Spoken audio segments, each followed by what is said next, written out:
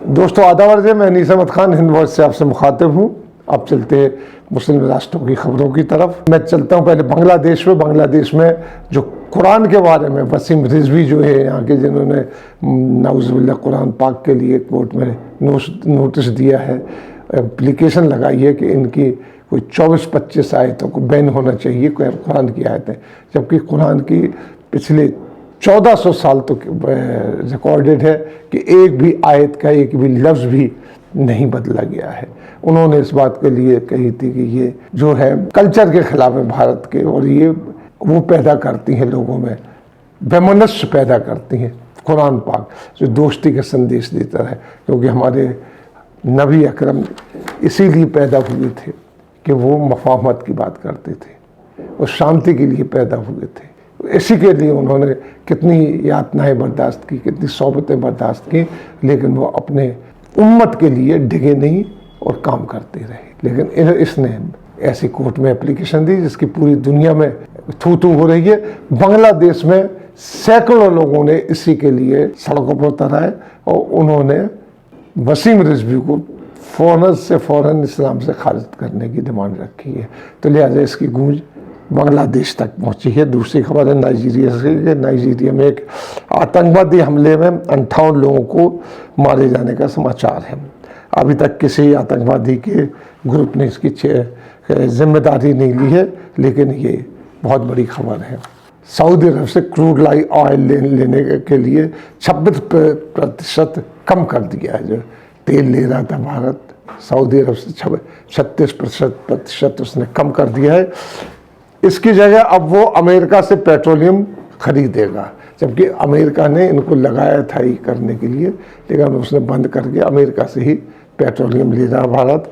पिछले सालों में 86% तेल जो है ओपेक कंट्री से भारत आता था, यानी सऊदी अरब वगैरह से भारत आता था। इसमें 19% जो है सऊदी अरब से आयात होता है, लेकिन इसका मतलब सऊदी अरब से हमारे ताल्लुकात कुछ सही नहीं चल रहे हैं।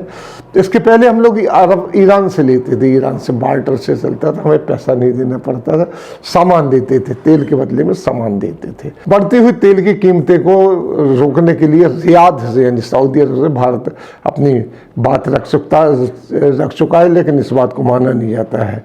तवज्जो भी नहीं दी उसने भारत की इस डिमांड की ऊपर था।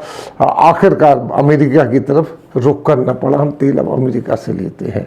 सऊदी अरब ने अमेरिकी द्वारा खशोगी की हत्या के बाद, दूसरी खबर है, क्राउन प्रिंस सलमान के नाम को गलत बताया है और उसे नेगेटिव फॉल्स प्रोपेगेंडा करार दिया गया है, जो कि जो बाइडेन ने वो रिपोर्ट जो ट्रंप के ज़माने में तैयार हुई थी खशोगी के मर्डर की, वो उन्होंने पब्लिश की, तो उसमें क्राउन प्रिंस जो सलमान है उनका नाम आया था। सऊदी अरब काफ़ी दिनों बाद बोला और उसने उस रिपोर्ट को डिनाई कर दिया। पिछले दिनों जब बाइडेन ने आने के बाद पत्रकार से खशोगी की हत्याकांड के लिए रिपोर्ट जो ट्रंप के ज़माने में तैयार की गई थी पब्लिक की, तो उसमें प्राइम सस्पेक्ट जो प्रिंस सलमान थे टर्की, उसी के साथ आगे बढ़ते टर्की ने सऊदी अरब द्वारा मिस्र के साथ जॉइंट एयर जो एक्सरसाइज है करने पर एतराज़ जता है। ये बात टर्की के राष्ट्रपति अर्दवान ने कही। वहीं उन्होंने ये भी बताया कि वो सऊदी अरब टर्की से बने हुए ड्रोन खरीद रहा है। टर्की के ड्रोन है वो पूरी दुनिया में सबसे पावरफुल माने जाते हैं। इन्हीं ड्रोन के ज़रिए टर्की ने अज़रबैजान युद्ध को जीता था। मिस्र की एक अदालत ने, अब आगे बढ़ते हैं सर, तो मिस्र की एक अदालत ने सोशल एक्टिविस्ट जो है राना सैफ की फेक न्यूज़ फैलाने के आरोप में गिरफ्तार कर लिया। वो जेल में है। उन पर यह आरोप लगाया गया कि जो जेलों में कोरोना वायरस फैलाने की खबर गलत है। उन्होंने कहा था कि जेलों में वहाँ कोरोना वायरस फैल रहा है। उनके वकील ने सना सैफ की गिरफ्तारी जो सोशल एक्टिविस्ट थी, काहिरा के उच्च कोर्ट में इसकी अपील करने की घोषणा की है। सना सैफ फिल्म एडिटर भी हैं और 1.5 साल की सज़ा भुगत रही हैं। अब फिर हम बांग्लादेश की तरफ जाते हैं। तो बांग्लादेश जो घोषित मुस्लिम राष्ट्र है, 90% से भी ज़्यादा वहाँ पर मुस्लिम आबादी है। ये विश्व के 30वें नंबर का जो कंजस्टेड मुस्लिम मेजॉरिटी वाला देश है। इसका नंबर इंडोनेशिया पाकिस्तान के बाद आता है। सुन्नी मुस्लिम यहाँ ज़्यादा रहते थे। यहाँ पर प्रधानमंत्री मोदी देश बंधु शेख मुजीबुर रहमान जो कि प्रधानमंत्री शेख जो हसीना है उनके पिता हैं, उनके 100वें जन्मदिन पर मौके पर जा रहे हैं। वहाँ पर बांग्लादेश पुलिस ने इन दिनों जब वो भारत के प्राइम मिनिस्टर वहाँ पे होंगे तो वहाँ के उनके खिलाफ किसी भी तरीके का एजिटेशन है, आंदोलन या सभा या नारेबाजी, उनके खिलाफ सख्त पाबंदी लगा दी गई है। और ये कहा गया है कि अगर जो लगाते हुए पकड़ा जाएगा वो सीधा जेल में जाएगा। अब बढ़ते हैं अफगानिस्तान के तरफ। तो अफगानिस्तान में जो लड़कियों पर शादी ब्याह में त्योहारों पर गाना गाने की था उनके ऊपर पाबंदी लगा दी गई है।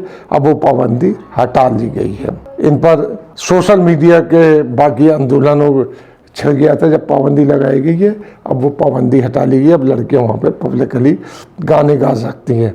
हमास ने पहली बार अपनी पॉलिटिकल ब्यूरो के किसी महिला को नियुक्त की है। ये महिला हमास के एक लीडर अब्दुल अजीज और रहमान की विधवा हैं जो इजराइल के साथ हुई एक युद्ध में मारे गए थे।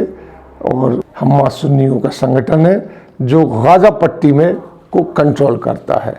कोसोवो जो मुस्लिम बहुल छोटा सा देश है जिसकी जनसंख्या बस लाखों में है, उसकी एक एम्बेसी बैतुल मुक़द्दस में खुलने जा रही है। आगे खबर है कि यूएई ने मर्द औरतों के बीच की दूरियां कम करने के लिए एक कदम उठाया है। उन्होंने ऑर्डर दिया कि सोशल स्टॉक एक्सचेंज में जो है उसमें एक बोर्ड ऑफ डायरेक्टर में एक औरत को होना लाजमी है। ये मर्द औरत के बीच में दूरी मिटाने का एक उनका कदम है। इसके साथ मुस्लिम राष्ट्र खबरें ख़त्म होती हैं। अगले अंक में फिर हाजिर होंगे, तब तक के लिए दीजिए हमें इजाज़त।